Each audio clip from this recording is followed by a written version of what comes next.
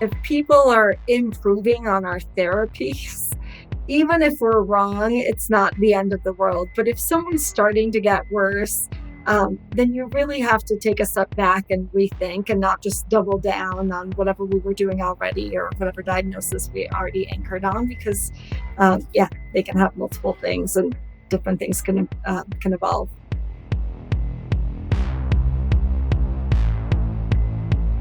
Welcome to Critical Care Time, the podcast for everyone who cares for the critically ill. I'm your host, Dr. Nick Mark.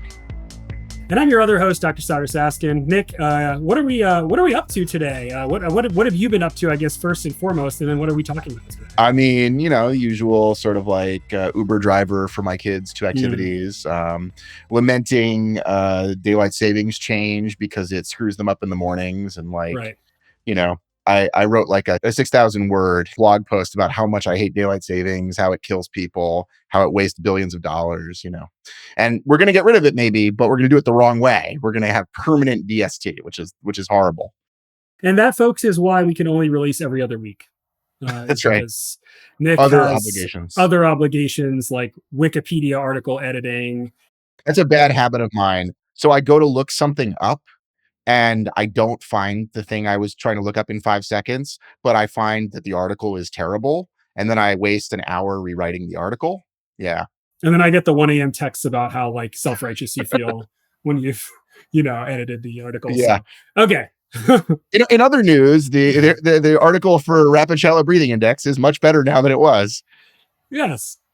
Spoiler alert: we're going to be covering that soon, among other topics. Speaking of things that we're going to be covering soon, as in like the next couple of minutes, we should probably talk about today's show. So previously we had like a marathon 2-hour episode where we talked about ARDS, but it turns out that despite the length of that episode, we left some stuff out. Yes, like all of the things that look like ARDS but are not in fact ARDS.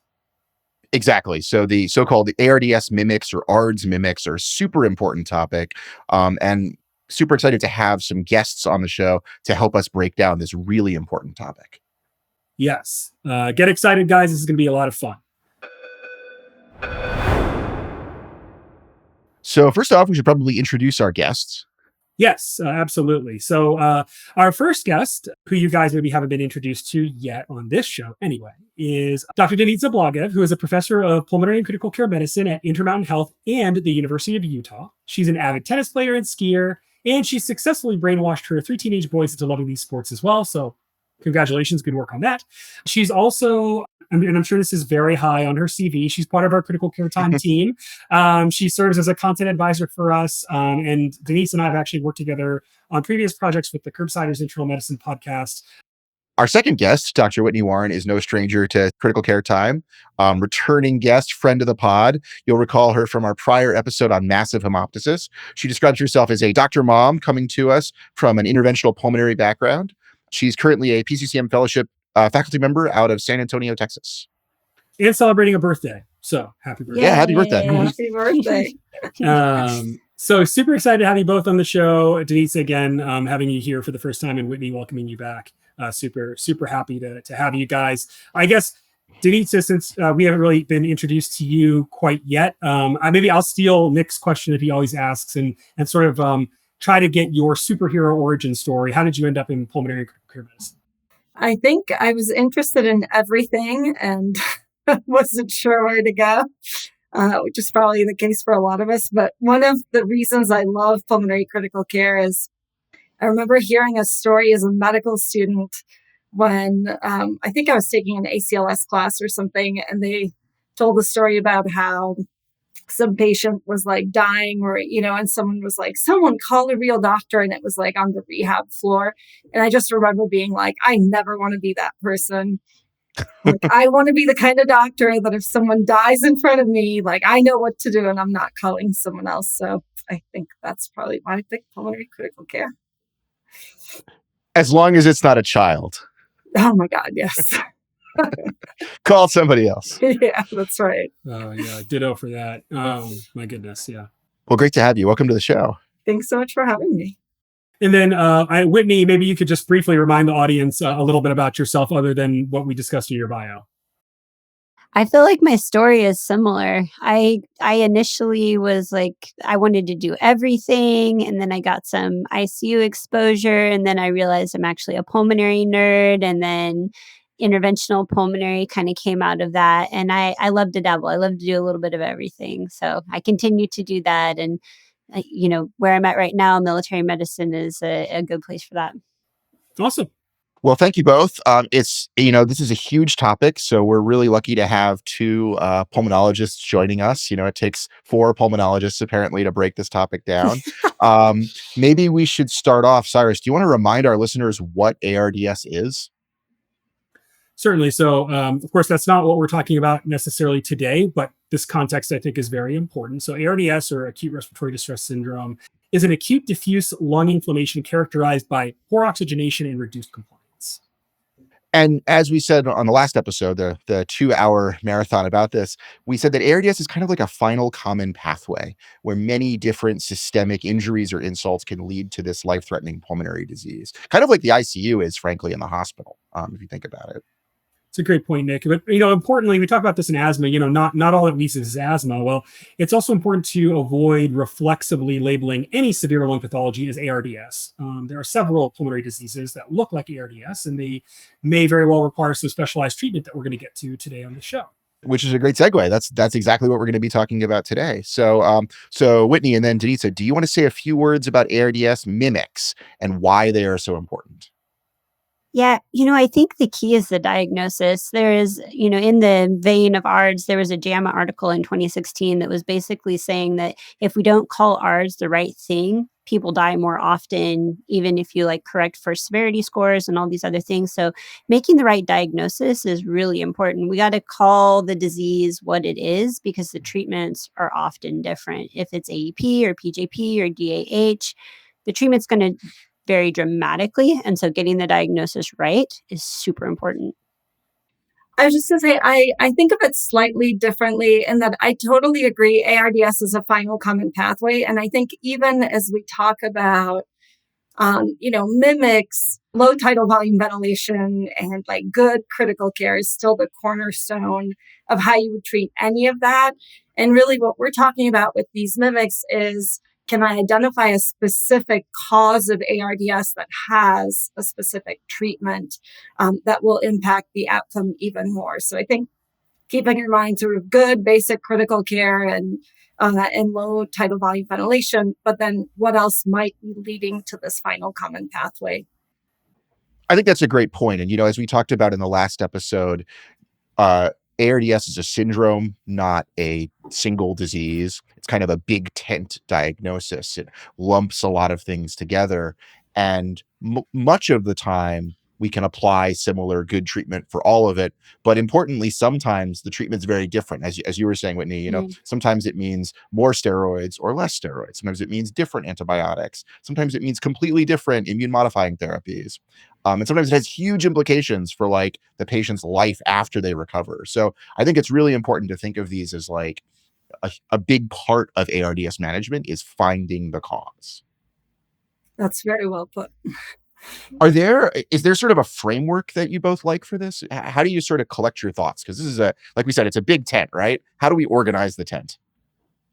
I go back to basics. So I always think infectious, inflammatory, malignant for any diagnosis.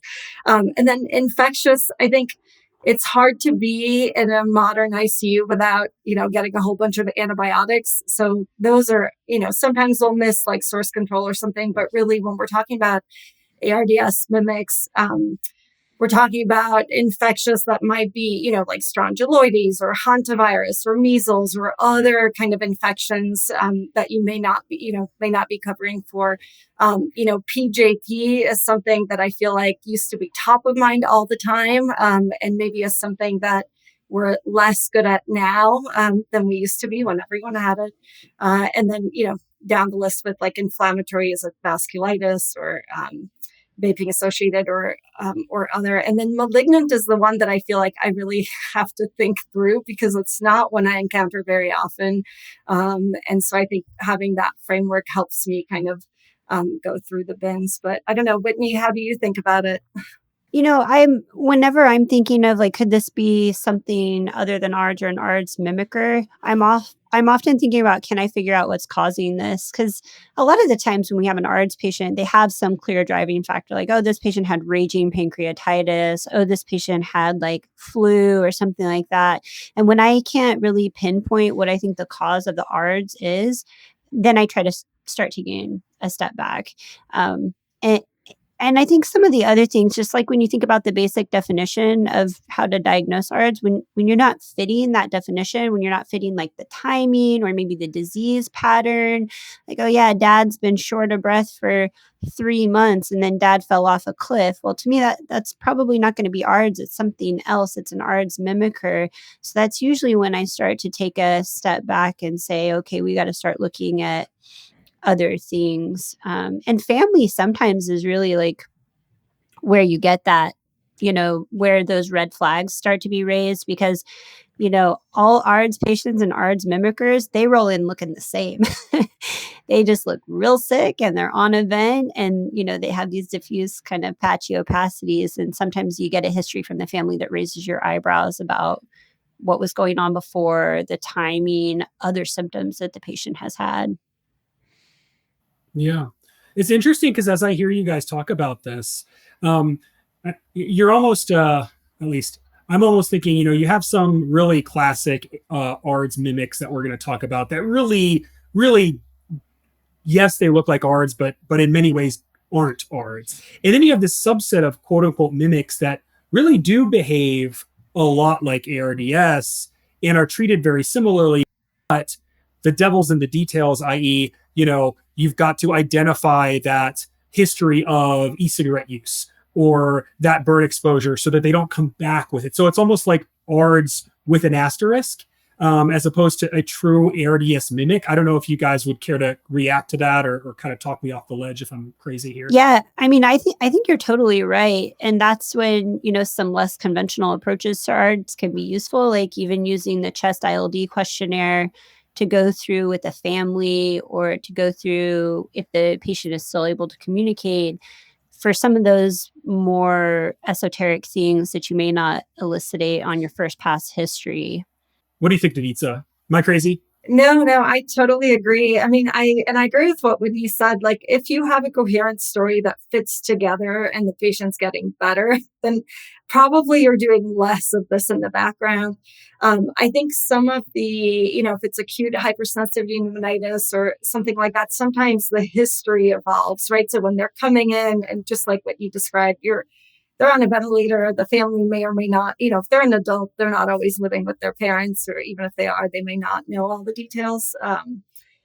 And sometimes when they wake up or like as the story evolves or as, like they get a bronch and you see the eosinophils, you're asking more directed questions because you have that pretest probability in your head. And so, the first time it might be like, do you vape? And they say no. But if that's kind of your top of mind, you're going to ask it 5 different ways. You're going to ask 5 different people in their family. So I do agree that the history evolves and how you look for the clues evolves.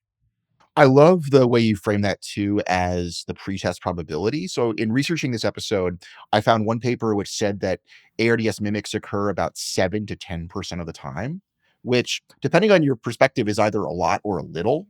But I think the important thing is it's high enough that we can't ignore it. And it's low enough that it's easy to overlook because most patients won't have one, which is kind of exactly in that diagnostic hard spot where, like, if you don't think about these, you'll still be right most of the time, but you'll be making a lot of mistakes every year in aggregate. My guess is it's underdiagnosed. I can think of one case where we had a gentleman who came in with ARDS and, really kind of had a weird time course. It was really like a month or so, maybe more of symptoms. And he'd also had weight loss but then he had pneumonia and he ended up passing away and the family wanted an autopsy and he ended up having like diffuse adenocarcinoma. And that was like a big surprise. But if they hadn't asked for an autopsy, we never would have known that. We would have chalked it up to ARDS secondary to pneumonia because you can have more than one thing, but probably what ended up killing him was his adenocarcinoma. That's such a great point. And I think we don't appreciate that because I think before we had detailed imaging, I think people used to get autopsies all the time. And I think now, like once you have a CT, you're like, well, what else are we going to learn? And so I think autopsies are not offered as often, and they're not done as often. And so, yeah, we don't recognize how often we're missing things. I just want to amplify some of the points that you've both made here for our listeners. So first off, I think any ARDS where you don't have a clear cause should kind of raise alarm bells. Your sort of pulmonologist spider sense, if you will. Second is timing, right? I mean, ARDS is acute. That's the A. But if you're hearing a story which is more subacute or even, longer, more gradual than that, weeks, not days, or months, not days, that's a big red flag. One thing I always think about is like past episodes. Like sometimes a family or a patient will report, yeah, he's had pneumonia like 4 times this year, and each time he doesn't quite get better. I also get like very nervous when I hear about like systemic symptoms, like, oh yeah, hemoptysis or rheumatic symptoms or glomerulonephritis type stuff, blood in the urine, or weight loss, as you alluded to in that story. And then finally, there's all these like things in the history that like I find myself circling, right? Like medications, things like AIDS, HIV, smoking, owning a bird. Every pulmonologist gets really worked up about birds. We gotta circle that. Yeah. But I mean, I think it's really important, just like as you're thinking about these patients, just sort of think in your head about things that don't fit. Think critically about your diagnosis and say like, what's not right with this story. Yeah, and I think kind of another thing which probably we should say explicitly is the patient that really sounds like ARDS who you take to the ICU and they just don't look. It feels like they've just not read the textbook at all. They're not improving. Acutely, you're doing all the right things, and they're just not following the sort of illness script or therapeutic, so to speak, that you'd expect. I think for me, that's one of the big things that I'm like, okay, well, we really need to do some more digging here and try to figure out if there's a different way we can attack this primary lung problem, and take a step back from just calling it ARDS generically. To that end, maybe Denitza, you could comment on some of the specific imaging findings. We talked about CT and how CT is so helpful. Well, what imaging findings might you see perhaps in the background of the kind of diffuse alveolitis that might make you think, maybe this isn't just cut and dry, flu ARDS or COVID ARDS or something like that?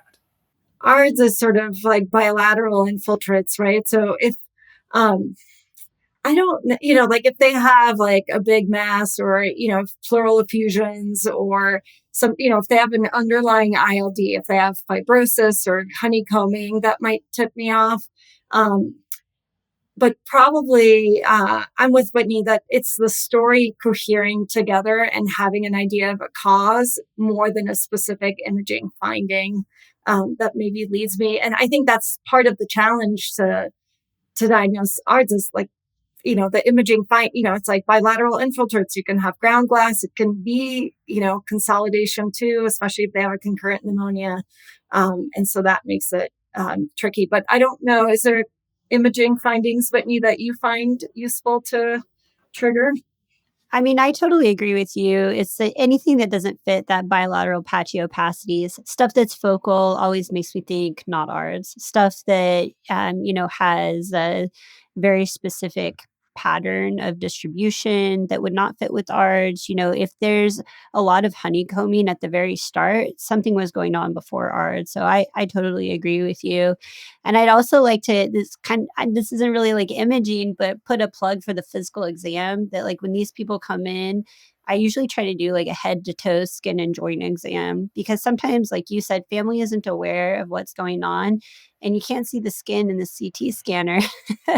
And so like I've had a couple of patients that have come in and, we've done a head to toe exam and you find like, oh, wow, they actually have like this huge rash or they have like all these sores or something else that gives you a clue to what else is going on.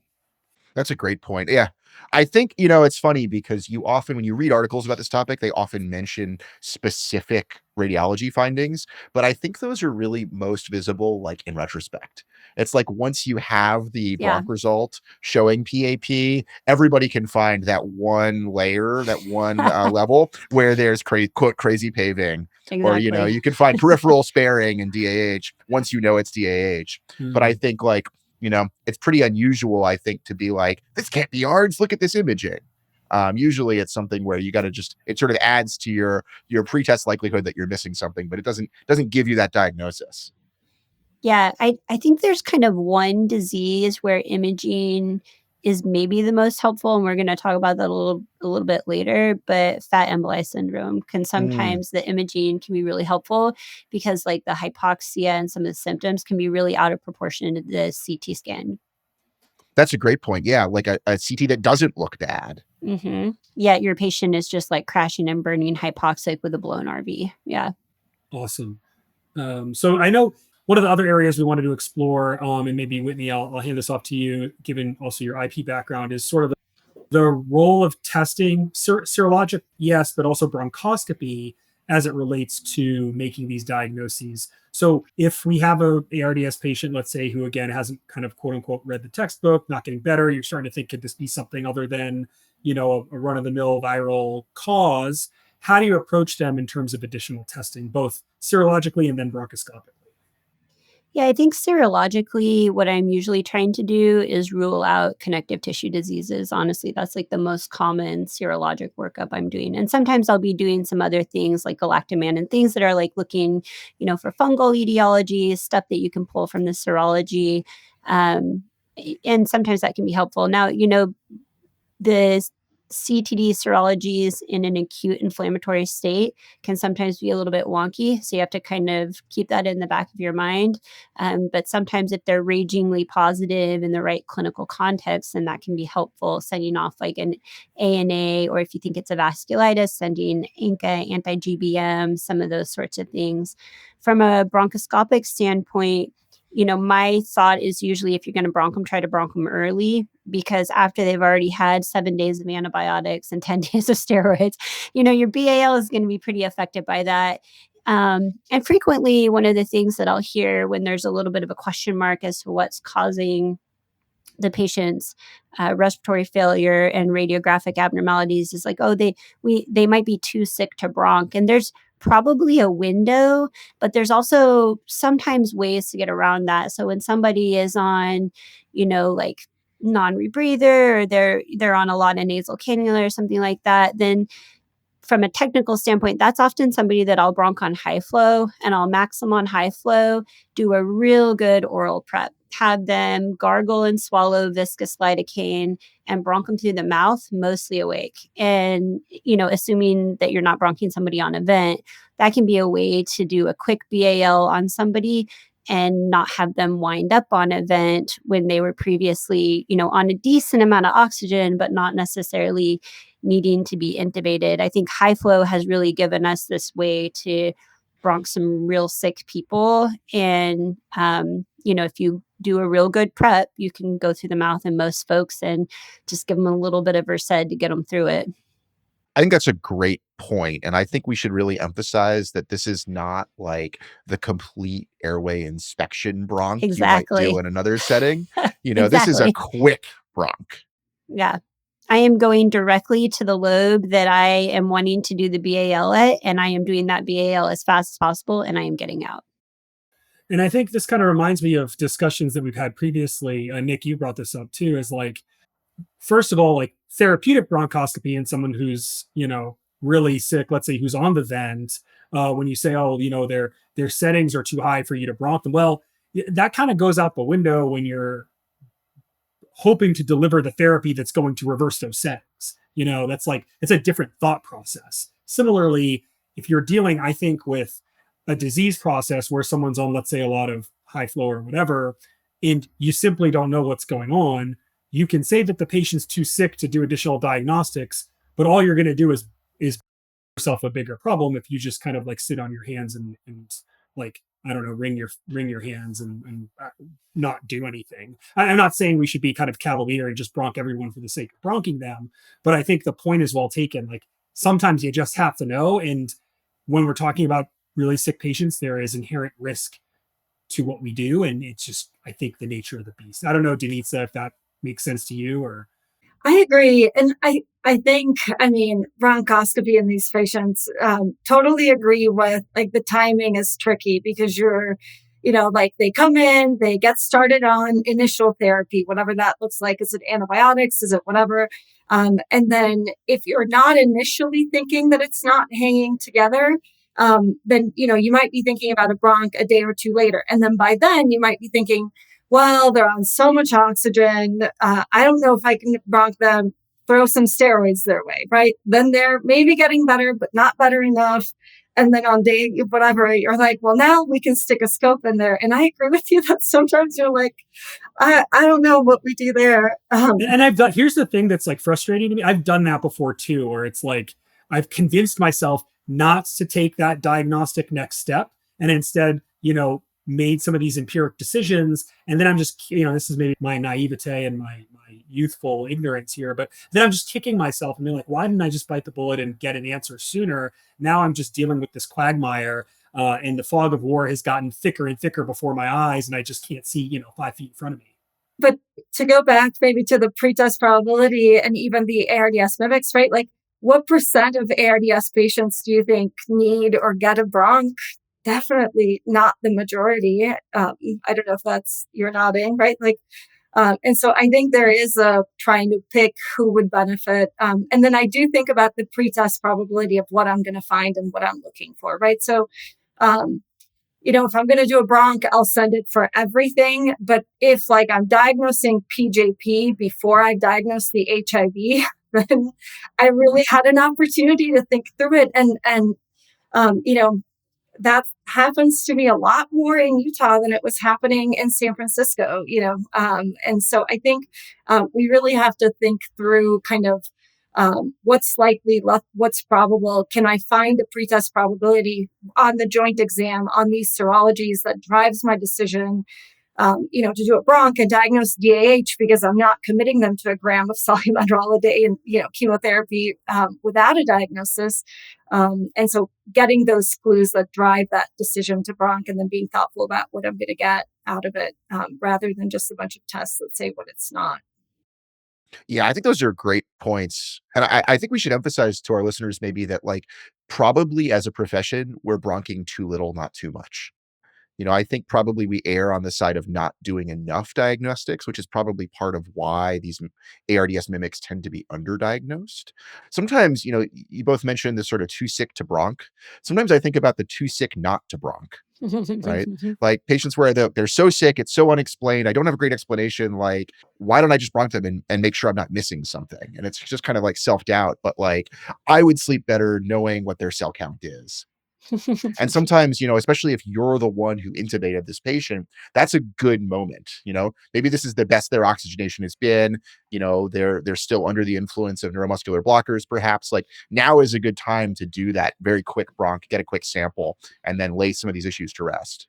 Maybe we should talk a little bit, because not all of our listeners are pulmonologists, right? Even though the 4 of us are, about what are some of the diagnostics to send. Because I think that depending on who you are and what your training is, you may have different exposure to what you're ordering when you do a bronch.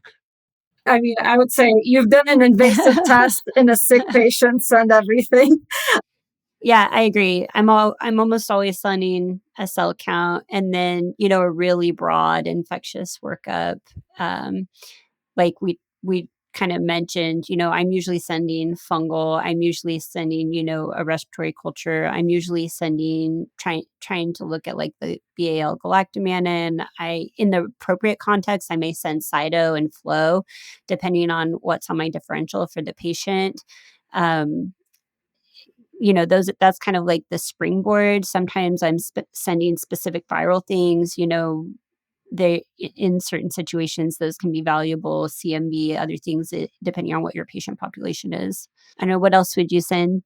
Yeah, and I agree with all of that. And then just the stains, sometimes you get the PAS stain or the oil red O for EVALI or vaping-associated lung injury. If they give you a vaping history, there's basically no reason to send it. It just correlates with the vaping history. So if I already have the history, then I don't bother with that. But if I don't have a vaping history, and I'm bronching anyway, I might send it off. And then if I have that positive stain, it makes me dig more. I think those are great points. If you're exposing somebody to the risk of a procedure, you might as well make that procedure as high yield as possible. And, yes, it's a little bit more for the lab to do, but I mean, it's more opportunities to get the diagnosis. I want to double click on one particular thing that I'm not sure all of our listeners have necessarily heard about, which is, what do you see in diffuse alveolar hemorrhage, or DAH? Yeah, so usually you'll see serial aliquots that are increasingly bloody.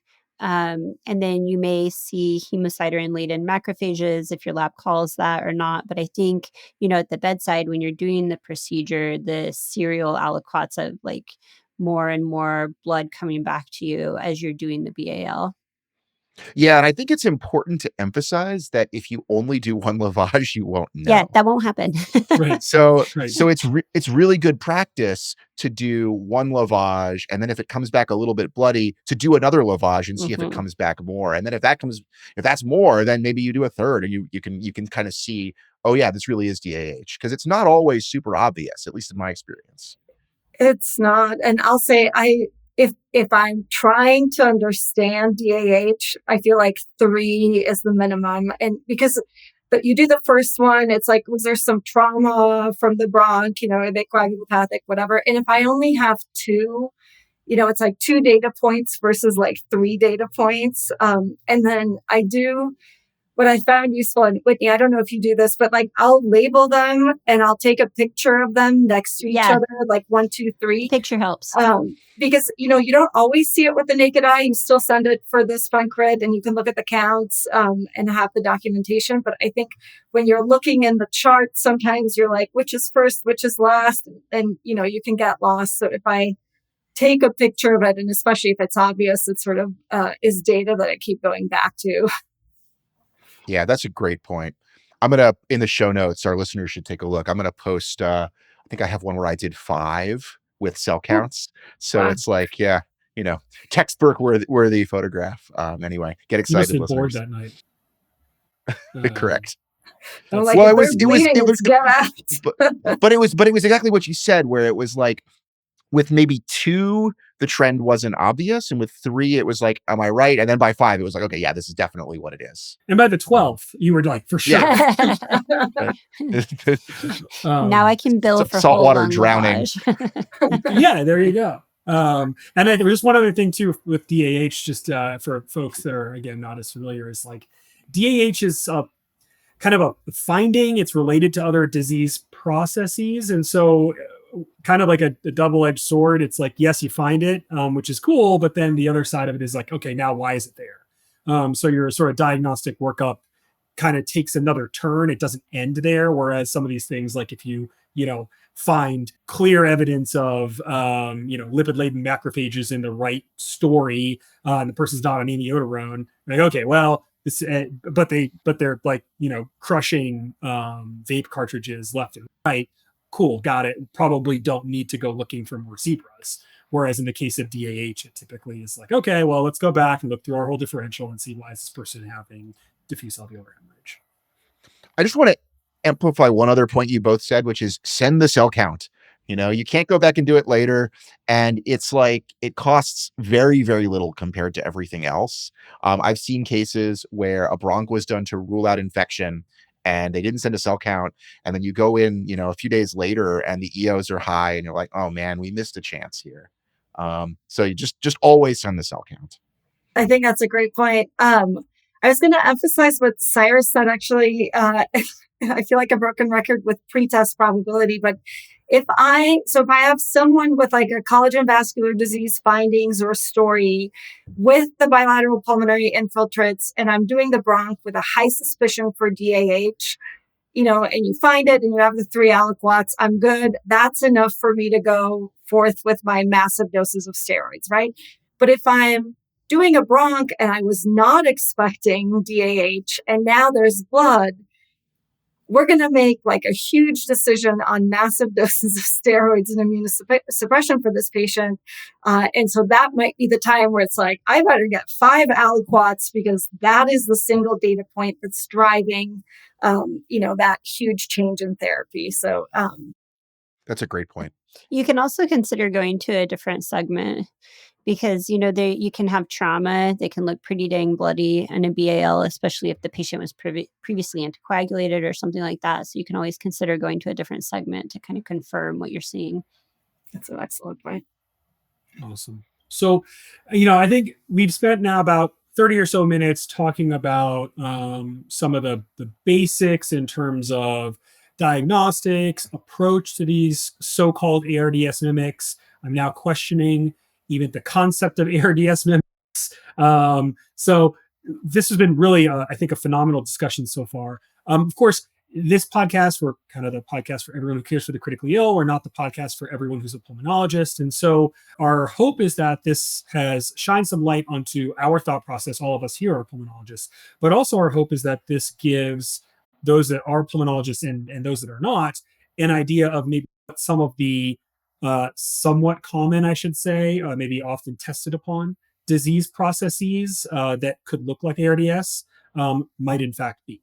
There are a lot of diseases out there, and we certainly don't want to, fall into the trap of premature closure and satisfaction of search. And like Nick said, and really like Whittney, you said, Denitza, you said, you want to cast a really broad net. Make sure you're sending off the right tests.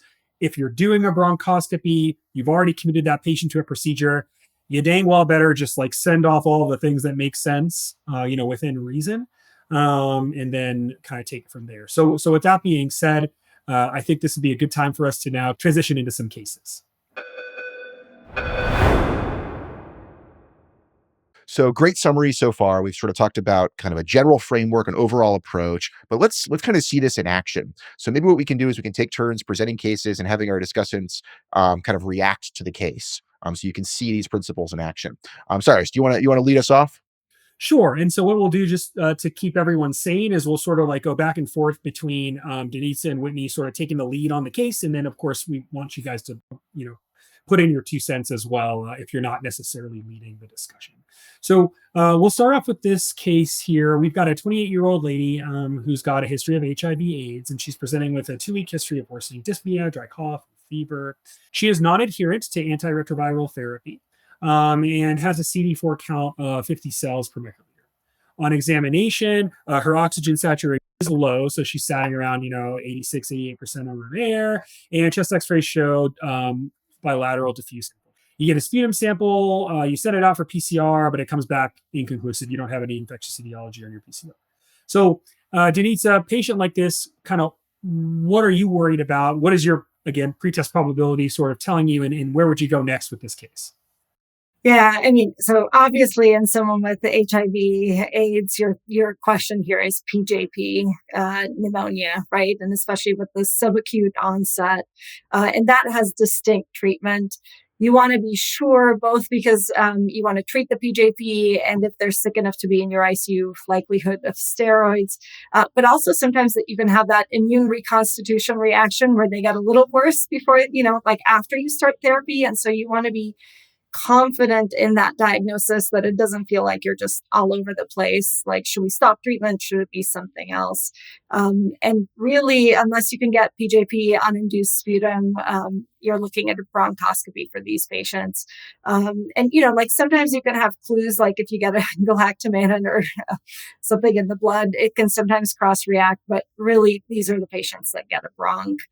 I'll modify your case a little bit because the last several PJP pneumonia patients I've had in my ICU were, 57-year-old, Indian American man, married, has like a career. His wife and adult son are at the bedside, admitted to the ICU with ARDS, and, wasn't feeling well, and shortness of breath, cough, sort of subacute symptoms, and now is sick in your ICU. And so I would just add that in the back of your head, that one of the things that makes this diagnosis hard for us to diagnose is, having a high pretest probability or an open differential and looking for it, even in people who don't come in with that initial HIV history. And, even back in the day, PJP as being like the first diagnosis of AIDS and HIV for patients was pretty common, and it still happens today. Whitney, what would you add? How do you think about these patients? Yeah, I think the challenge is in the patients who don't have HIV or AIDS. It can be so much harder to diagnose PJP. And so, we've had a few cases in the last few years of transplant patients that ended up having it, and getting the diagnosis was actually pretty challenging. Eventually did, but, they kind of like, there was a lot of like equivocal testing that happened up until that time. And so, like, for us, the PCP PCR is a send out. So, like, they initially had a negative DFA and then their PCR was positive, but it came back like 7 days later. So, it can be a little more challenging in non HIV populations to diagnose. I think that's a really good point. That reminds me of a case that we had. Again, getting back once more to these pretest probabilities, and how it was like an 80-something-year-old lady who came in with, again, progressive respiratory symptoms, diffuse bilateral infiltrates, was ultimately intubated. We were thinking this was ARDS secondary to some infectious cause, some more typical infectious cause. Never got better. Started like really digging into the history. Family wasn't really engaged. Eventually found out that this was a lady who had a rheumatologic condition, not really diagnosed other than she had a rheumatologic condition, and had been on high doses of steroids with no PCP prophylaxis, no nothing prophylaxis, from like various docs who probably had no business treating her for this pseudo-diagnosed problem. And then we were like, oh boy. And, as luck would have it, everything sort of came back. And that was a case where we ended up with PCP pneumonia, treated her, and so on and so forth. So totally agree. It's I sort of gave you this very prototypical case of someone who you'd expect to see on maybe like an internal medicine board prompt, but definitely there are plenty of other cases. And I think, we hit on some really important points here in the discussion, which is that it's not always a textbook case, and it doesn't have to be monster doses of steroids too. I mean, the sort of classic teaching is that like 20 milligrams for more than 4 weeks puts you at risk for PJP, but there are exceptions to that. People can get it at lower doses for shorter time periods. So you got to be suspicious. Like, it doesn't have to be somebody who's like a solid organ transplant or with known HIV. It could be more subtle. So yeah, great discussion. Let's move on to the second case. 54-year-old woman presents with worsening dyspnea, hemoptysis, and fatigue over a few days. She had a history of lupus. She's on immunosuppressive therapy. On exam, she's hypoxic. Her chest x-ray shows diffuse bilateral infiltrates. She's got a low hemoglobin and an elevated creatinine on her labs. You note that she's got scant hemoptysis when she coughs. Unfortunately, within 48 hours of presentation, her chest x-ray is worsening. Her hypoxia is worsening. Decision is made to intubate her. So she's just been intubated and brought to your ICU. Whitney, what are you thinking about in this patient? What's in the differential? How do you want to proceed?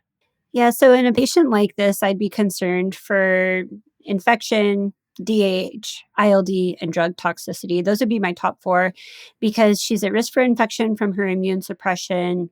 She's at risk for ILD because of her history of lupus. She's at risk for DAH because of her history of lupus. And then a lot of the immune suppressants that we use for our connective tissue diseases have associated pulmonary toxicity. So I'd be worried about all of those things. So this is somebody that up front I probably would be doing bronchoscopy on, because I really want to make sure I don't nuke her with steroids while she has a raging infection. That would be my biggest concern for the biggest miss in a patient like this, is that she actually has a raging infection that I missed because I didn't do a bronch. And there is some literature that supports in immune compromised patients, a BAL probably has a higher yield for detecting infection than just sputum. So that's why in immune suppressed patients, especially, I'm usually trying to do a lavage. If I'm trying to find DAH, that lavage is going to be really helpful too. And this is the patient that I'm going to be doing serial aliquots. And the scant hemoptysis for me, that doesn't seal the deal, and it doesn't rule it out. If she is coughing up blood or if she isn't coughing up blood, I would still be looking for DAH. You can be infected and have scant hemoptysis. You can have pulmonary toxicity from medication and still have scant hemoptysis. So really, I would be looking for those serial aliquots, because that is going to help you kind of determine how aggressive you're going to get with your steroids and maybe even your secondary therapies, some of the immune suppression that you might use. So when I think of DAH, I think of DAH as more of a primary disease, like associated with a vasculitis, or I think of it as kind of secondary to things like, drugs like anticoagulation, or even some medications are associated with DAH. Infections can have some degree of alveolar hemorrhage. But really the one that I want to find, or at least rule out, is like the one associated with a vascularitis or a capillaritis. So that's where your immune system is basically damaging the vascular endothelium and is causing this leak into the alveolar spaces. And that's the mechanism in lupus. And the reason it's important to differentiate that from ARDS, or straight up ARDS, is because the therapy is different. You're really giving people who have vasculitis associated DAH big doses of steroids, and you may even, especially in somebody with lupus, be considering some pretty heavy hitter secondary immune suppression like rituximab or cyclophosphamide, in addition to like bone melting doses of steroids. So I think pretty important to try to suss that out. Great points. Yeah, I think it's really important to emphasize that this is a diagnosis he won't make if he won't consider it. It's a diagnosis that's going to dramatically change treatment. Like, even though, these days most ARDS patients do receive steroids, as they should, we're talking wildly different doses here. This is not the 10 of dex. This is like the gram dose. This is like a gram of Solumedrol per day, and you're even considering, throwing someone on cyclophosphamide, which we don't really use for a lot of other things anymore, but this may still be the patient population that you do. And Yep. you may be even considering plasmapheresis. The data is not amazing for plasmapheresis in the setting of lupus, but, especially if you think that the patient has anti-GBM antibodies, it may be something that you're considering. Or if you're just throwing a Hail Mary because they're not getting better on all those other things, it might be something you're considering. Excellent discussion. Denitza, what other thoughts do you have? Well, a couple. One is first of all, I agree with everything you said. And as you described that therapy, right? How sure do I need to be that this is DAH or vasculitis? If I'm treating, I don't know, how sure do I need to be that someone has asthma to give them albuterol? I don't know, 50-50, 30%, throw some albuterol their way. How sure do I have to be that they have DAH from their vasculitis to throw chemotherapy and, that kind of medical regimen their way? Really sure. So that's the reason that you're sort of getting at least 3 aliquots, that I take a picture, that I can be it's not just my report of what I saw, but it's something that other people can see, because a lot rests on that diagnosis. And then I totally agree with you in terms of the scant hemoptysis. No hemoptysis doesn't rule out DAH. And having scant, and so both of that. And I was going to ask you actually, I don't normally pay too much attention to the hemoglobin. I mean, I pay more attention if they're hemoconcentrated, like hantavirus classically, right? They're pouring out fluid and they get really high hemoglobin. If their hemoglobin is a little bit low, that's not usually something I'm looking at to either support or not support DAH. And generally, I was thinking, to bleed enough in the lungs to have a hemoglobin drop is a lot. And often they'll have anemia from their chronic disease or, GI or oozing or something. Is that a hint for you guys that the hemoglobin? No, yeah, I'm with you. It doesn't rule it in. It doesn't rule it out. It's just another, well, that's interesting. I think the radiographic pattern for me, and also the patient's history, would really be cluing me into DAH. In somebody like this, I wouldn't even, plus minus hemoptysis or anemia. And as a reminder, that radiographic pattern is what again? Looks like ARDS. There you go. There you have it. So yeah, super clinches the diagnosis.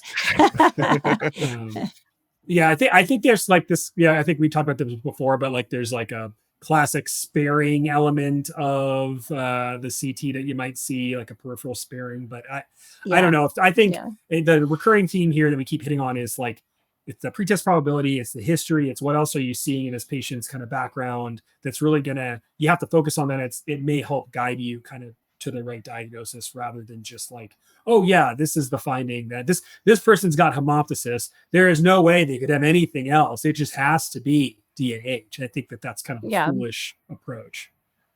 I think it's also important to remember that, like, it can, so DAH from vasculitis can happen in isolation, but it's rare that it does. And so, if you really do have a capillaritis or a vasculitis causing a DAH, you will often see other things that go with that and other like evidence of inflammation. So it is important to remember that like infection over anticoagulation, other things can cause diffuse alveolar hemorrhage, and they don't respond to steroids, and they definitely don't respond to cyclophosphamide. And I've definitely seen folks get nuked with steroids who, their INR was like 10 and they had alveolar hemorrhage on a bronch, but it's not, steroids aren't going to help that situation. It's kind of like the not all that wheezes is asthma, like not all that bleeds is DAH. Exactly. Exactly. I'll just emphasize your point, Whittney, because I thought you put it so well, that these patients are really high pretest probability for all 4 categories. And so this is where you really do have a diagnostic test that can help make the difference with an early bronch. So I think you articulated that really well. So I think that was a really great discussion of DAH. And in the interest of time and everyone's sanity, I think probably reasonable to move on to the next case. So Denitza, I'll hand you this one, see what you want to do with it. So we've got a 19-year-old male who's got no significant past medical history coming to the ED with fever, cough, shortness of breath. Again, symptoms are kind of a recurring theme here. I'll give you that. He does report vaping cannabis and nicotine products daily for the last year. On examination, vitals are stable initially, but oxygen saturation's a little on the low side and continues to drop on Ramirez. So let's say he's 92%.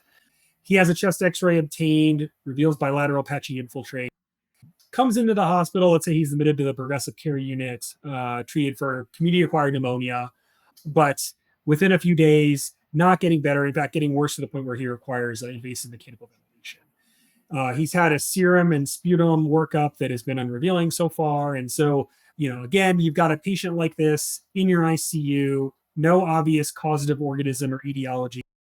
We'll say, I don't know, maybe the history here is a little bit revealing. If that is the case, what am I getting at? How do you approach this? How do you clinch the diagnosis? What are we looking at here? What do you think we're looking at here? So to sound like a broken record, it's pretest probability, because my key question is, if this was 2019, that is, e-cigarette associated or EVALI, e-cigarette or vaping-associated lung injury. And we saw, we saw a ton of that in Utah, and, all of a sudden it was summer and I would get like a sign out of like a whole bunch of young people in the ICU with some, with like no known cause ARDS. And those people turned around super quickly. It was steroids and not the gram of solumedrol, but, like 40 of prednisone, and like their oxygen requirement improved dramatically within a day. And, for some of these people, like the vaping history was very hard to get, and it would come out days later. For some of them, the bronch was helpful with the stain. Since then, really vitamin E acetate is probably sort of the toxin that was contained in the THC vapes. And so most of the patients we saw with EVALI at that time, about 85% were THC vaping, but 15% even back then were nicotine only. So, probably an umbrella term. But there's no commercial test for vitamin E acetate. And I think for a while you could find a health department to test it. I think once the pandemic hit and COVID hit, we've had some luck getting vitamin E acetate, weeks or months after the fact, or as part of a research study. But clinically, you're generally not relying on like a specific diagnostic test there. More recently, I think with the change in the supply of vaping and kind of increased awareness, we're not seeing that as much. So back in 2019, we even did a study looking at How useful was bronchoscopy? Do you have to bronch these people before you give them steroids? And the answer was no, you can just give them steroids. Today, like the last patient, I had someone text me a few months ago that was like, we have like a classic EVALI patient, super sick in the ICU. And then a day later, they were like, never mind, their strep pneumocultures came back positive with bacteremia. And so I think today it would be like, EVALI is a diagnosis of exclusion. You do want to rule out all of the infectious things. When it responds to steroids, it is like, 40 of prednisone or salmeterol. It's not massive doses of steroids. And so I think you can look for the history and look for improvement. But, the number of people who vape is really quite profound. And so it's just the plug for make sure that we get that exposure history and any other inhalational exposure history. Because maybe the other lesson here is, in the last 5 years, which is not that long, we've had EVALI and COVID, right? Those are not diseases that existed when I was training. So as pulmonary critical care docs, you may be the first people that see sort of new diseases. And so being attuned to what's happening in the community, what we're seeing in our ICUs and assessing patients in that context, I think can be helpful. But I don't know, Whitney, how do you think about EVALI, or have you seen any patients recently? Not recently. A while back we did, and we actually had a few patients who did not believe us and got admitted multiple times for the same thing. Never ended up on ventilators, but ended up on high flow. And it took some convincing because it wasn't a thing. It wasn't, in the media. People didn't realize it was actually a thing. And we were like, no, we really think this is associated with your vaping. Like, you come in, we give you steroids, you get better, we send you home, you vape, it happens again. So yeah, but since then, haven't seen as much. Yeah, we found, so we have a research study of people who, with EVALI, and 10% have recurrent EVALI. And it wasn't, the media was out, they knew about it. And then it was so high, we sort of were stunned. And then we talked to our colleagues at UCSD to sort of be like, is anyone else, seeing that? One minor point to add here is that people will never admit to vaping if you ask about smoking. You really got to ask about both, I find. Oh, smoking, that's terrible for you. Vaping, oh, it's healthy. Yeah. Saved my life, right? A lot of smokers have switched to vaping.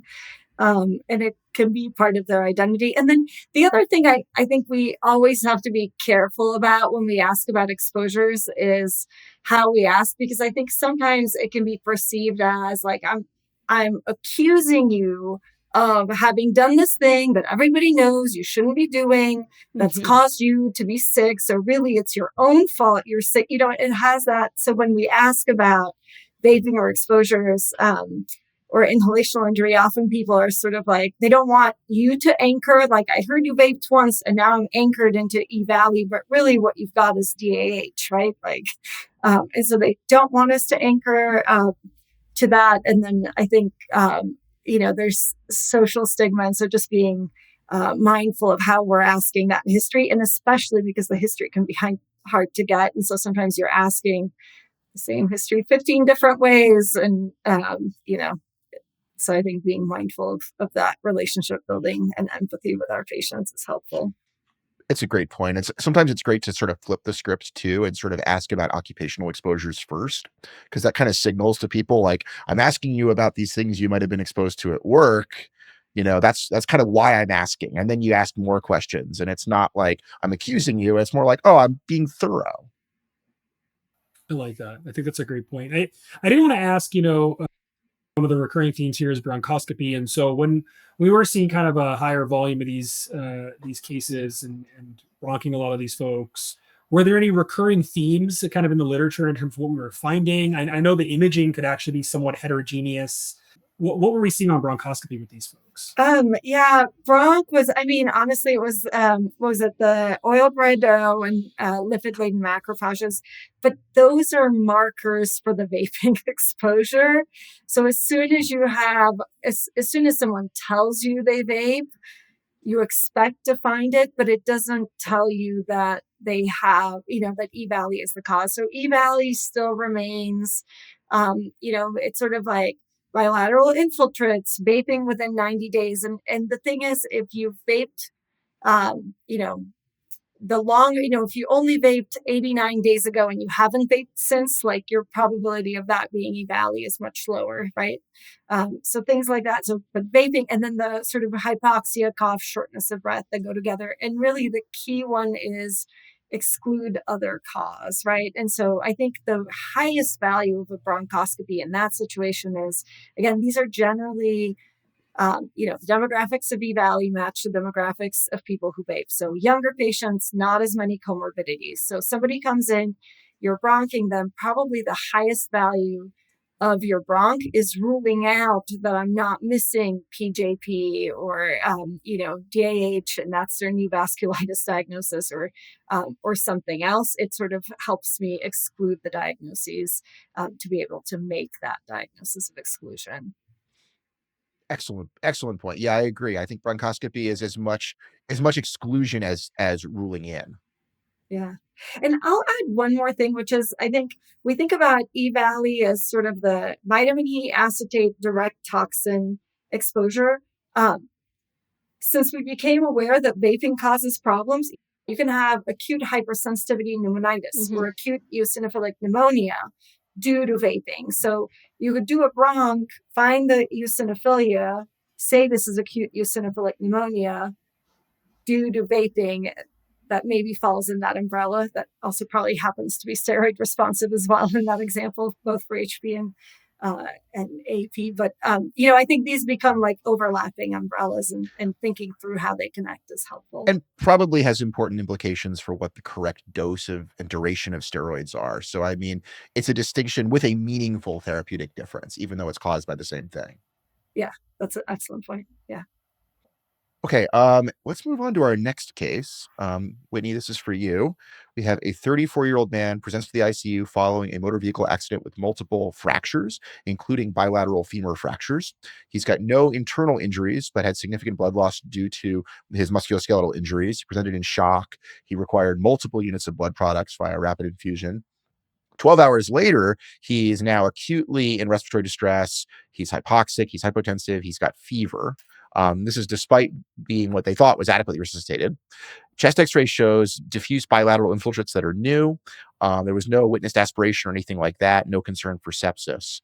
How are you approaching this case? Are you viewing this as sort of a typical ARDS case, or are there anything else that we need to sort of put, higher on our list?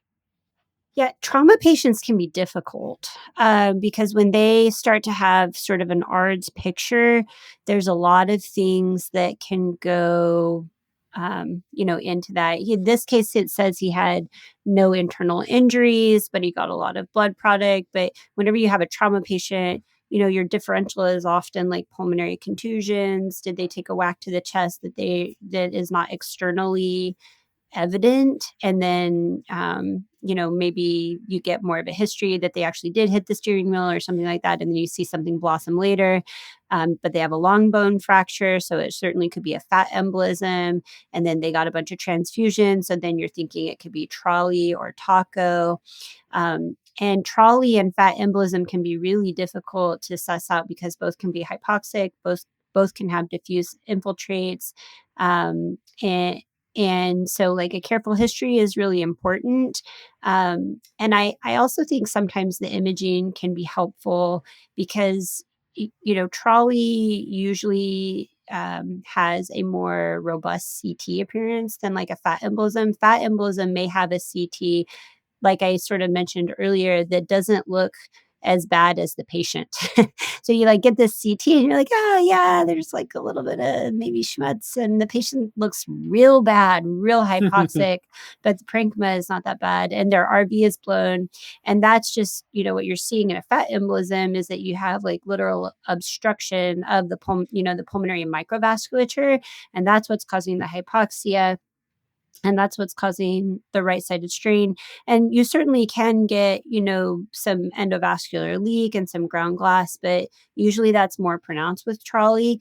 Now, on the flip side, Trolley is a donor antibody mediated injury to the endothelium of the vasculature. And it's actually a lot less common than it used to be in like the late 2000s. There was some changes in the donor pool and some measures that were taken to try to decrease the incidence of Trolley. And those measures have been pretty effective. One of the big things was like not having multiparous women be donors. And so the overall incidence of Trolley has gone down. What I see a lot more now is taco, that like people are just like massively overloaded from getting 20, 30, 40 units if they had a bad MDC and had a lot of blood loss. So that taco is always on my differential in that setting. I think you have to think of what product they got too, because if they got RBCs, they didn't get that much, they didn't end up getting a lot of plasma. Your incidence of Trolley is a lot higher with product like plasma, and it's pretty low with RBCs. So if they didn't get a massive transfusion and they didn't get a lot of plasma, then Trolley would be going, a lot further down on my differential. Fantastic discussion point there. I always think of Trolley as the zebra and taco as the horse. Exactly. Like if you're, yeah, if you see who feeds, you think of taco, maybe Trolley. Mm-hmm. Yeah, I agree with that completely. It's good to make the diagnosis, but both are largely like supportive care. There's not a whole lot you can do about Trolley, and there's not a whole lot you can do about a fat embolism. Maybe fixing a long bone fracture sooner rather than later decreases your risk. But, if it's already happened, then there's not a lot you can do. Denise, anything you'd add to all that? I know Whittney did a pretty comprehensive job of talking us through that. Anything else you would want to add for our audience? Yeah, no, I was wondering if you think in a similar way of like amniotic fluid embolism. I think that one often, we have the pregnancy history, but do you think of that in a similar way or? Yeah. And often kind of like, wow, the CT doesn't look that bad. Why is that patient so hypoxic? And why does their RV look like that? Yeah. And everybody's like, oh, they've got to have a PE, but then they don't. Yeah. So similar physiology in that way, right? It is. It's similarly like, frustrating in terms of like, there's no magic therapeutic bullet. It's like, you've got to get them through this. And I think, in really bad cases of all of the aforementioned, if you're at a center where VA ECMO is an option, that's kind of like your last line of defense. If you've done all the supportive things and you just, you need more time. Yeah, or VV. Yeah. Or VV, VV, or depending on how if they got I guess if it's a PE case, then depending on how bad their RV is, then assuming you have both options. But that's unfortunate that's kind of like sometimes where it ends up. Okay, well, excellent discussion. And then I just want to emphasize too that like common things are still common, right? So you mentioned pulmonary contusions. It's really hard to break your bilateral femurs without hurting yourself in other ways. So there's other explanations too. And you get a story that they're like unrestrained, both femurs are broken, but no, they did not hit their chests, and you're just like, sure. Yeah, that seems very difficult to do. Yeah. Okay. So I think probably a good time now to pivot to our penultimate case. This one, I'll send this your way, Denitza. So we've got a 67-year-old lady with a history of obesity, diabetes, hypertension, coronary artery disease. She's lost to follow-up, unfortunately, several years ago, and she's coming in now with shortness of breath, orthopnea, and bilateral lower extremity edema. On exam, she's tachypnic. Lung auscultation reveals crackles at the bases. She got a chest x-ray that's showing you bilateral pulmonary edema with cardiomegaly. You get a BNP that's noted to be elevated. And, we're big fans of POCUS on the show. So, of course, you do a bedside ultrasound and you got an LVOT VTI of 12 and no aortic disease. So you can kind of, no aortic valve disease. So you can kind of believe that LVOT VTI, which is low. I'm not trying to pitch this as a diagnostic zebra, but I think it's important to review in the context of what we're discussing. So, maybe Denise, if you could walk us through how you'd approach a case like this and how it might differ from, again, the management of traditional ARDS. Yeah, and maybe this is the one. So really, we're talking about cardiogenic pulmonary edema and heart failure is the diagnosis, right? And I think at the start when we were talking about ARDS mimics, I sort of said like just remember with really all of these mimics, ARDS treatment is still good. You just need to do these other things, right, to make it even better and have a specific diagnosis. Not that low volume tidal, not that, low tidal volume ventilation would be bad if this patient were intubated, but this is the one exception where really the point of ARDS as a syndrome is to exclude patients who have bilateral infiltrates and symptoms because of cardiogenic pulmonary edema. And the treatment there is much more geared toward the heart and afterload reduction and volume optimization rather than thinking of it as ARDS. And so I think being always aware of that before we go down the pathway or before we call someone ARDS, like one of the diagnostic criteria is excluding cardiogenic edema, pulmonary edema as the cause. The other thing though is sometimes we'll get people in the ICU and maybe Whitney, your example of like where they get a bunch of, blood products and fluid and you have taco. It's like, well, that person, can have ARDS and also be like volume up and, dry lungs are happy lungs. And, we have the whole fluid restricted ARDS strategy, but they can coexist. So I think being mindful of, is this a primary cardiac problem, which is, I think, much more what the case describes. And then we're much more focused on treating the heart failure and the pulmonary edema versus, having a kind of multi-organ system failure patient that also, on day whatever has volume overload or fluid overload that can be part of their overall picture, but doesn't mean they don't have ARDS. But what would you add, Whitney? How do you think about these patients? I think you said it really well, is that, every single ARDS patient I see, I'm getting an echo and making sure that I'm not missing a cardiogenic component because we saw this a lot in COVID is that you might have a patient who swabbed positive for COVID, but their main problem was that they had a cardiomyopathy. And you're like, oh, this looks like ARDS, their COVID swab is positive. They're going straight to the MICU, not the CCU, but then you get the echo, and this 55-year-old guy with a previously normal echo now has an EF that's 10%. And you're like, whoa, okay, pause. We're going to do a few things different, because typically an ARDS patient is not getting treatment for an EF of 10%. So it really does make you pivot. So I liked what you said, that you can have a patient having two things going on. So I really believe in getting that early echo too in a patient that you're going to say has ARDS or even an ARDS mimicker. I think these are important points because you have the idea of, we like to talk about Occam's razor, but then there's kind of conversely Hickham's dictum, which I think is very much at play here. And, again, for the uninitiated, the patient could have as many problems as they damn well please is kind of like the idea there. And that's sort of what we're looking at not infrequently, especially in the medical ICU. I would say this is probably the most common mimic, frankly. Yeah, for sure. I agree. Yeah.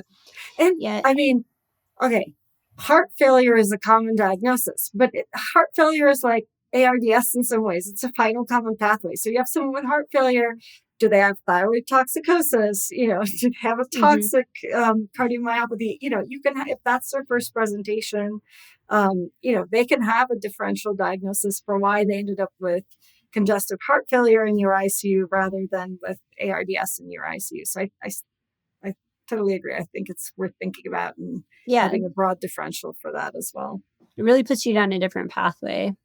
One of the clues I think, sometimes when I'm seeing these folks is that if I have a patient who I'm thinking is like ARDS or an ARDS mimicker, but they're showing other signs of poor perfusion that I can't really explain well, then I'm often thinking like, ooh, is there a cardiogenic component here that I'm missing?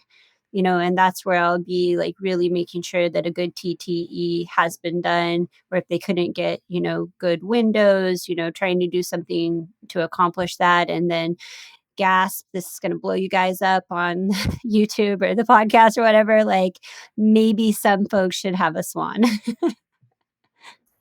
Oh no, Yeah. we're totally Love it. we're good with that. We love that. We're on Team Swan. I'm an old-fashioned girl that likes a good swan when I need it, but echo is often good enough to say yay or nay in for cardiogenic shock. But if something is going on where I just really can't determine, then sometimes I'll put a swan in.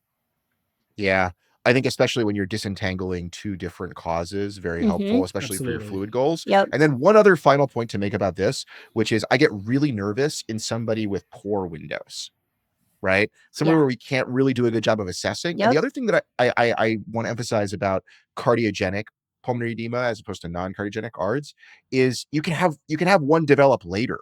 So the classic story here is like somebody with ARDS who's getting better for a few days and then they're getting worse. Yeah. And maybe you bronch them, there's no infection, their white count's going down, but they're worse. This is the person where you have to be really nervous, like, wait a second, have they developed, stress cardiomyopathy or right heart failure or something? So, even though this is common, I think it's commonly missed, either because we don't assess the heart very well, poor windows, whatever, or because they didn't have it initially, we quote ruled it out, and then we didn't think critically about it again 3 days later. Yeah, I agree. I think you bring up a good point, which is, again, like if people are improving on our therapies, even if we're wrong, it's not the end of the world. But if someone's starting to get worse, then you really have to take a step back and rethink and not just double down on whatever we were doing already or whatever diagnosis we already anchored on, because, they can have multiple things and different things can evolve. All right, on to our final case number 6.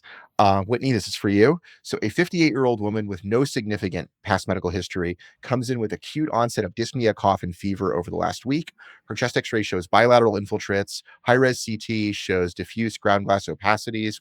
She rapidly decompensates. She's intubated, placed on mechanical ventilation. And then she's treated presumptively for ARDS with an infectious etiology, but the infectious workup is all negative. Neoplastic workup is negative. Autoimmune workup is negative. It's like we're drawing a blank on everything. We can't figure out why this is going on. So in a situation like this, what kind of things are you thinking about? What are the implications for therapy? What other diagnostics do you want? Yeah, so this is a hard one. So AIP or acute interstitial pneumonia, this is the one that we all kind of fear because you spend the whole time taking care of this patient thinking that you're missing something. So this is the ARDS where you can't find why. And it's because there is no why, but you always think that there must be. And so, these are my most feared cases where basically you go through that entire diagnostic algorithm. You did the bronch, you did the cultures, you did the cell count, you did everything there is to do, and you never figure out why this patient developed ARDS. But they developed it in the right time course. It has the right look. Everything about this screams ARDS. Their heart is okay, and you can't figure out why. And that's basically what AIP is. And even if you biopsy these people, like it looks like ARDS. Everything about it is ARDS. It's just idiopathic.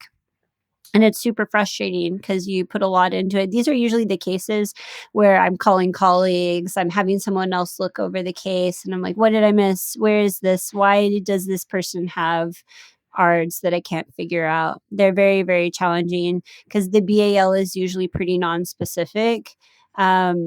You may or may not see hemosiderin-laden macrophages in very severe cases, but again, that's a non-specific finding.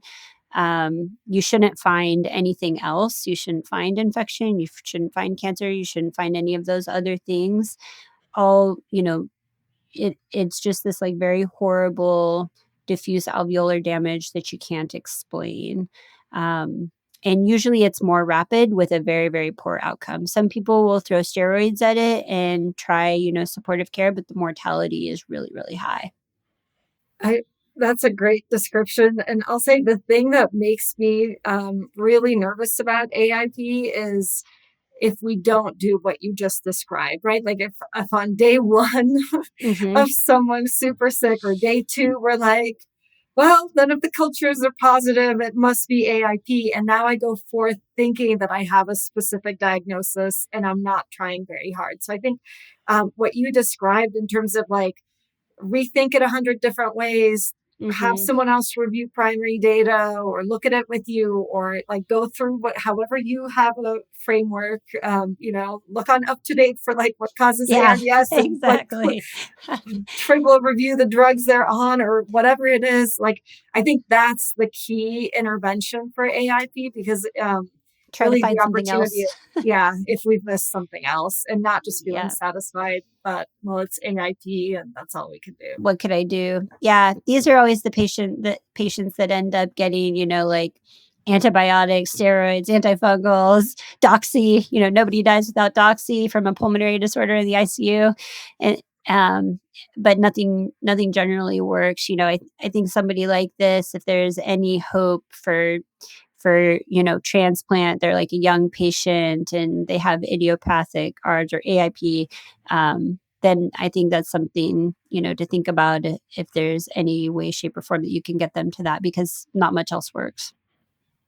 Great points. I realized we didn't do a case that was a clear drug toxicity case, and that's fine. There's lots of causes of ARDS, but I'll just put a plug in for the website www.pneumotox.com, where you can basically compare the patient's med list to their symptoms, so you can cross those things off, because that's often one of the things that I'm doing when I'm really getting like scratching my head, like I can't figure this out. What's causing this? Go through that med list and see, like, are there case reports of whatever this, rare cancer drug that I've never heard of before causing this? Spoiler alert, probably yes. Yeah.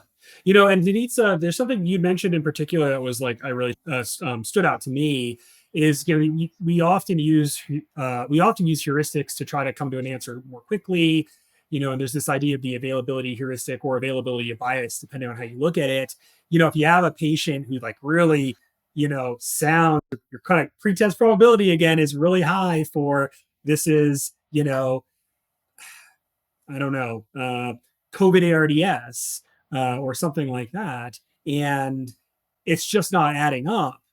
That's a problem, and you need to be willing to pivot away from that. Similarly, if you're like, oh yeah, after a day or two, you throw in the towel and you say, well, AIP is the thing I think about when someone's not responding or when someone doesn't have serology and they're positive, I guess it's AIP. And then you fail to do the additional digging that results in the PCP diagnosis or whatever. Like, that's a big deal. And so I think what I've learned is, especially because if you make the diagnosis of AIP, it's kind of depressing. Like, I just kind of try to kick that can down the road as long as I can and just keep digging and digging and digging until I come up with better off. Yeah, and because they're often young people, Whitney, as you pointed out, it's, just not a whole lot else you can do, I think. And like you said, you can try to throw steroids at these folks.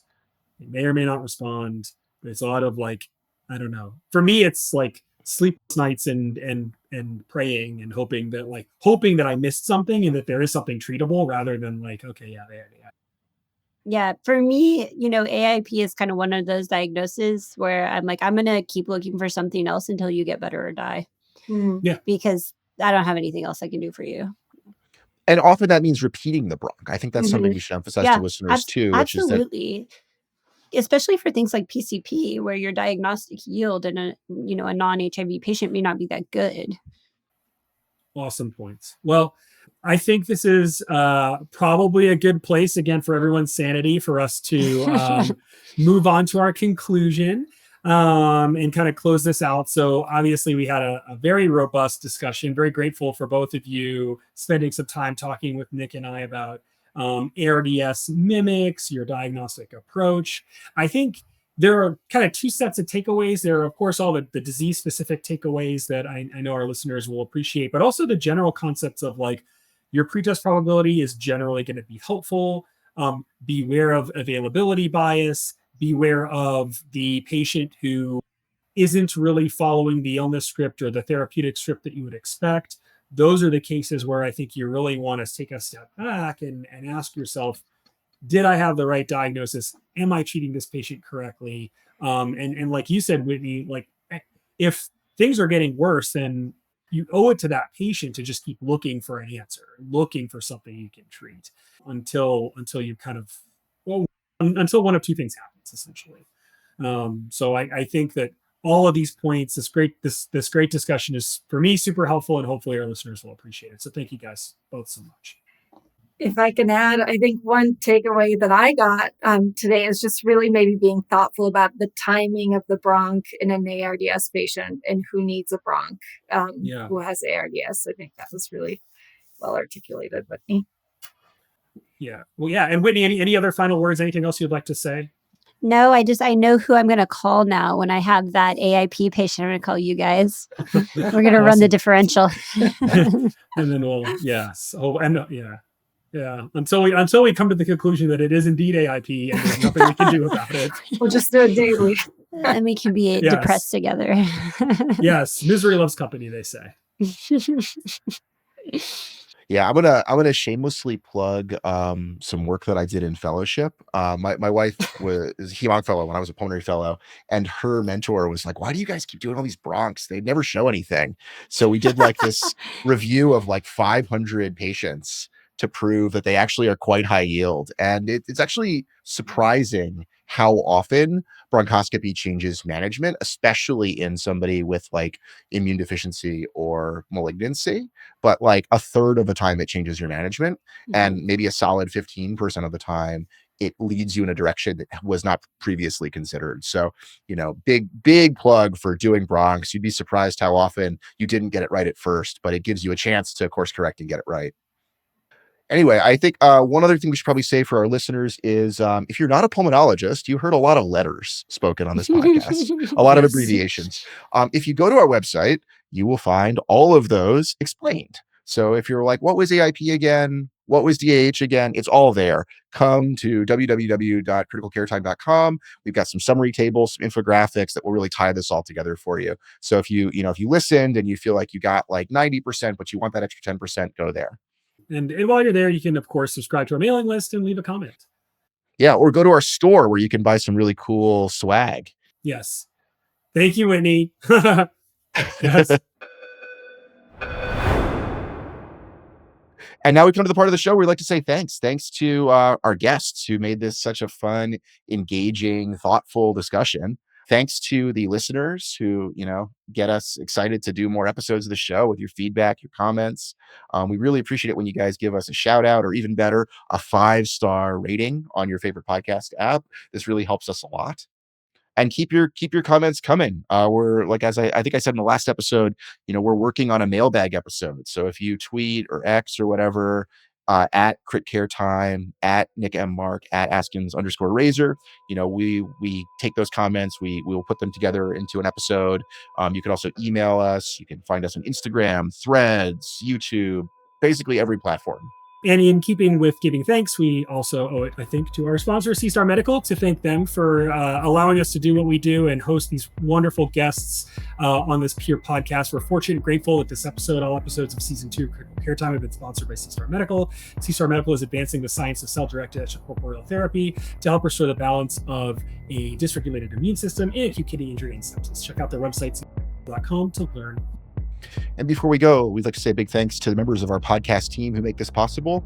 The production folks over at PodPaste who edit the show and make us sound smart. The awesome theme music by Kurt Belknap that you're hearing right now. Thank you, everybody.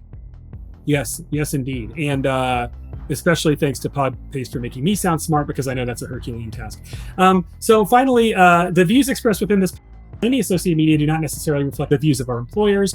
All references to patients or encounters have been modified to be HIPAA compliant, and thus any similarities to real-world cases are purely coincidental. Finally, this podcast is for educational and entertainment purposes only and should not be used in lieu of seeking medical advice. With that, thanks again for listening. I'm Dr. Cyrus Askin. So long.